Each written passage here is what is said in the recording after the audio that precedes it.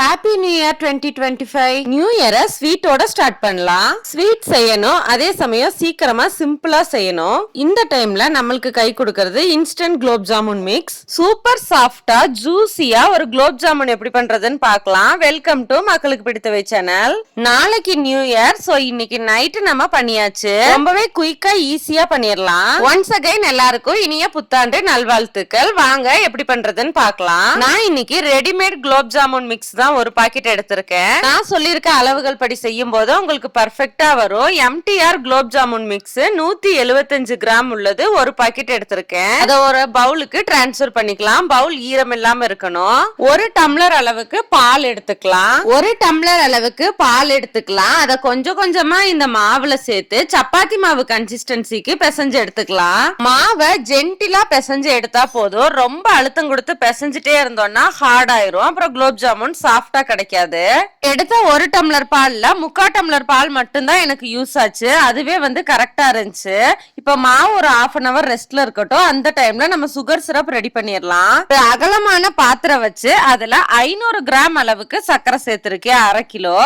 எந்த பவுல்ல எடுத்தனோ அதே பவுல்ல 1 கப் அளவுக்கு தண்ணி சேர்த்திருக்கேன். 500 கிராம் சர்க்கரை, 500 ml தண்ணி சரியா இருக்கும். ஒரு பிஞ்ச் ஏலக்காய் தூள் சேர்த்துக்கலாம். இந்த மாதிரி சுகர் சிரப்ப ஸ்பூன்ல எடுத்து இப்படி கையில தொட்டு பார்த்தோம்னா பிசு பிசுன்னு இருக்கணும். கம்பி பதத்துக்கு முந்தின ஸ்டேஜ் இதுவே போதும். ஸ்டவ் ஆஃப் பண்ணிடலாம். சுகர் சிரப்பு ரெடி ஆயாச்சு. பிசைஞ்சு வச்ச குலோப் ஜாமுன் மாவை சின்ன சின்ன உருண்டைகளா உருட்டி எடுத்துக்கலாம். ஒரு சின்ன போர்ஷன் மாவை எடுத்து உள்ளங்கையில வச்சு இன்னொரு கைய மேல வச்சு இதே மாதிரி தரட்டினீங்கன்னா உங்களுக்கு விரிசல் இல்லாம வரும். குலோப் ஜாமுன் மாவை நம்ம உருட்டும் போது விரிசல் இல்லாம உருட்டி எடுக்கணும். இதான் முக்கியமான ஸ்டெப். ஆனா சுகர் சிரப்ல ஊறும் போது விரிசல் 175 கிராம் உள்ள குலோப் ஜாமுன் மிக்ஸ்ல நம்மளுக்கு 30ல இருந்து 32 உருண்டைகள் வரைக்கும் கிடைக்கும். நம்ம மக்களுக்கு பிடித்தவை சேனல்ல ஆல்ரெடி வீட் கேக், பிளாக் ஃபாரஸ்ட் கேக்லாம் அப்லோட் பண்ணிருக்கோம். செக் பண்ணி பாருங்க. ரொம்பவே ஈஸியா இருக்கும். இப்ப எல்லா உருண்டைகளையுமே நம்ம இந்த மாதிரி உருட்டி முடிச்சாச்சு. ஸ்டவ் ஆன் பண்ணி எண்ணெய் வச்சுக்கலாம். எண்ணெய் மிதமான சூடுல இருக்கும் போதே நம்ம குலோப் ஜாமுன்ஸ் போட ஸ்டார்ட் பண்ணிடணும்.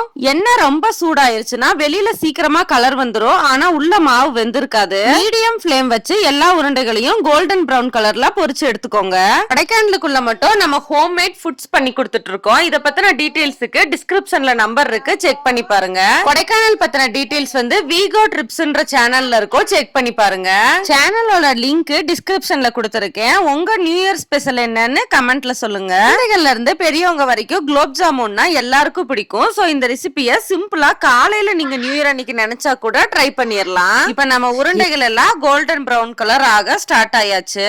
சக்கரை பாகு கொஞ்சம் ஆறி இருக்கும். இப்ப சூடா இருக்கிற இந்த குலோப் ஜாமுன் உருண்டைகளை அதுல சேர்க்கலாம். மீடியம் சைஸ்ல உருட்டின எனக்கே 30ல இருந்து 32 கிடைச்சிருக்கு. பெரிய குலோப் ஜாமுன்ஸா நீங்க போட்டீங்கன்னா 25ல இருந்து 30 வரைக்கும் கிடைக்கும்.